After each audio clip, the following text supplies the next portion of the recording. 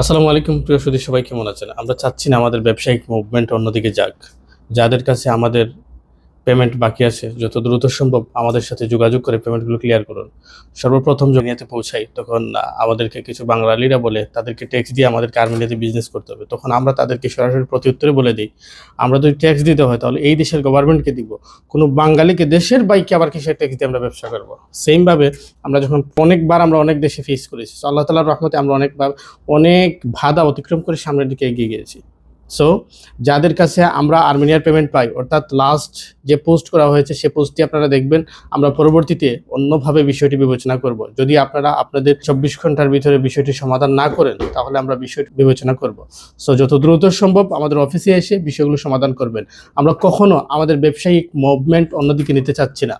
প্রত্যেকের কাছে আমাদের অনুরোধ, যত দ্রুত সম্ভব অফিসে এসে বিষয়টি সমাধান করবেন। অ্যান্ড আমাদের অফিসিয়াল স্টাফ যে যেখানে আছেন আমাদের সবার সাথে যোগাযোগ করতে পারেন। কমেন্ট বক্সে নাম্বার দিয়ে দিলাম।